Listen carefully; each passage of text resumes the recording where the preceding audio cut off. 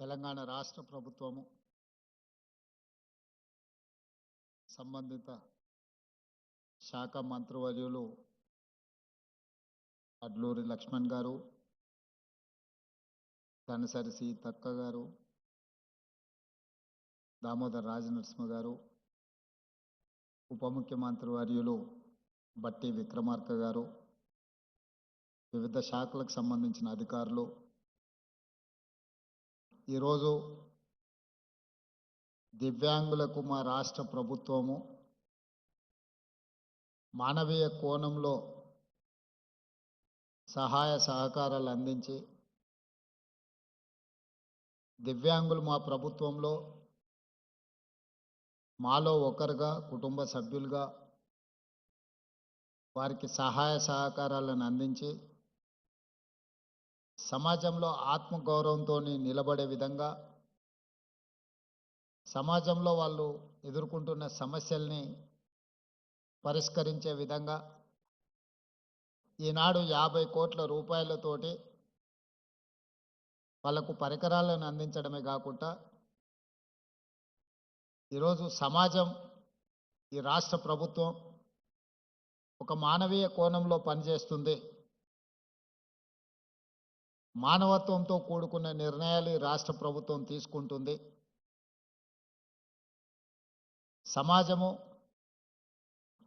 సమాజ నిర్లక్ష్యానికి లోనైన వాళ్ళు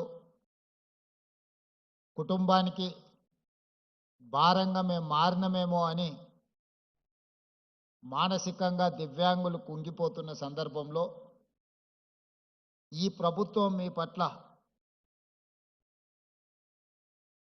కుటుంబ సభ్యులను ఏ విధంగా అయితే ఆదరిస్తుందో ఆ విధంగా మీ అందరికీ అవకాశం కల్పించాలని నిర్ణయం తీసుకొని ఎప్పుడు లేని విధంగా 50 కోట్ల రూపాయలు కేటాయించి ఈనాడు మీకు సహాయం అందించడమే కాకుండా మీకు అవసరమైన పరికరాలను అందించి ఈ ప్రభుత్వం మీకోసం ఉన్నది ఒక విశ్వాసాన్ని కల్పించాలనే ప్రయత్నంలో భాగంగానే ఈనాడు మా మిత్రులు అడ్లూరు లక్ష్మణ్ గారు ఈ కార్యక్రమాన్ని ఏర్పాటు చేసి అన్ని జిల్లా కేంద్రాలలో ఈ కార్యక్రమాన్ని పెట్టి అందరికీ ఇక్కడి నుంచి ప్రభుత్వం తీసుకుంటున్న నిర్ణయాలను అందే విధంగా ఏర్పాటు చేయడం జరిగింది.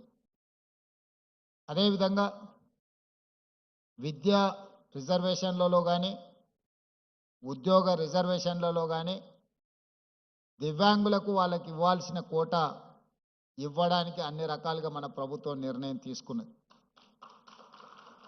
ఇదే కాకుండా దివ్యాంగులే పెళ్లి చేసుకుంటే ఆర్థిక సహాయాన్ని 2 లక్షల రూపాయలు ఇవ్వాల్సిందిగా రాష్ట్ర ప్రభుత్వం ఈరోజు నిర్ణయం తీసుకొని మిమ్మల్ని ప్రోత్సహించే విధంగా, అదేవిధంగా దివ్యాంగులను ఇతరులు పెళ్లి చేసుకున్నా కూడా ఆర్థిక సహాయాన్ని అందించడం ద్వారా ఈ సమాజంలో దివ్యాంగులకు ఈ సమాజం మమ్మల్ని నిర్లక్ష్యంగా చూస్తుంది, మా పట్ల ఈ సమాజానికి ప్రేమ లేదేమో, గౌరవం లేదేమో అనే అనుమానాన్ని దూరం చేయడానికి ఈరోజు ఈ కార్యక్రమాలు తీసుకోవడం జరిగింది.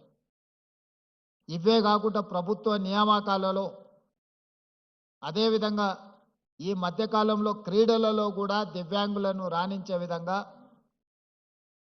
పారా ఒలింపిక్స్లో మెడల్ సాధించిన ఒక అమ్మాయికి గ్రూప్ 2 ఉద్యోగం ఇచ్చి దివ్యాంగులు కూడా క్రీడలలో రాణిస్తే ప్రభుత్వ ఉద్యోగం వస్తుంది అని చెప్పి ఈరోజు మన ప్రభుత్వం నిర్ణయం తీసుకొని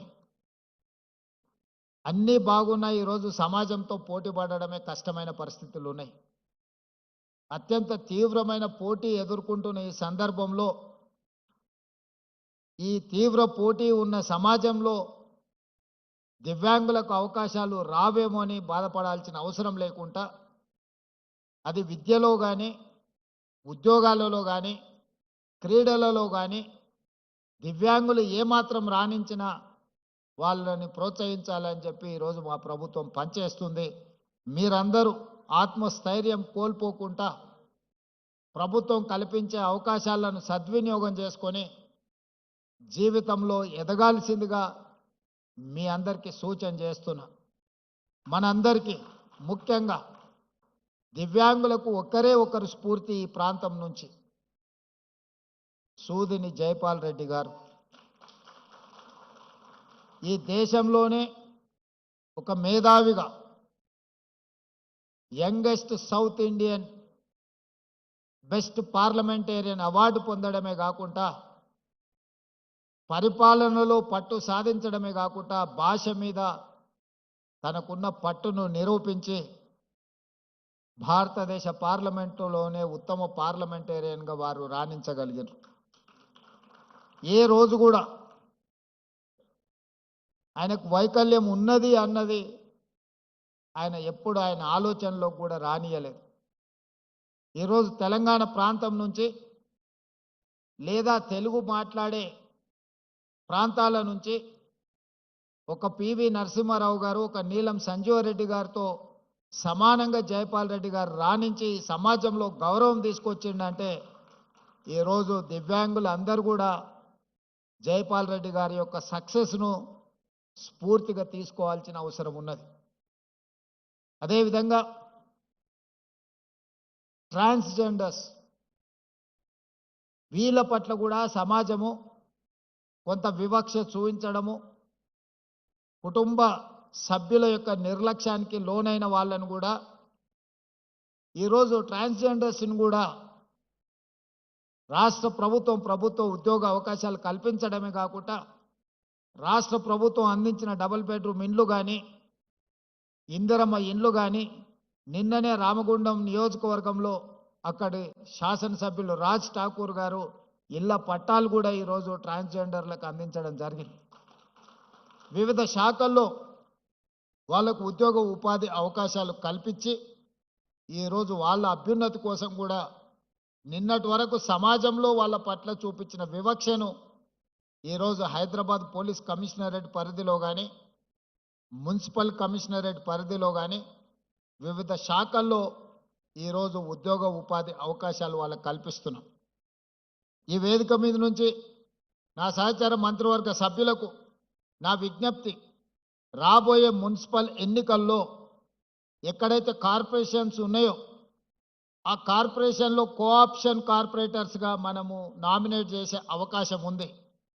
అందులో ప్రతి కార్పొరేషన్లో ఒక ట్రాన్స్జెండర్కి కార్పొరేటర్గా నామినేట్ చేస్తే వాళ్ళ ప్రాతినిధ్యం కూడా చట్టసభలలో అవకాశం ఉంటుంది. భవిష్యత్తులో వాళ్ళ సమస్యల గురించి మనం మాట్లాడడం కాదు, వాళ్ళ సమస్యల గురించి వాళ్ళే మాట్లాడే ఒక హక్కు వాళ్ళకు వస్తుంది.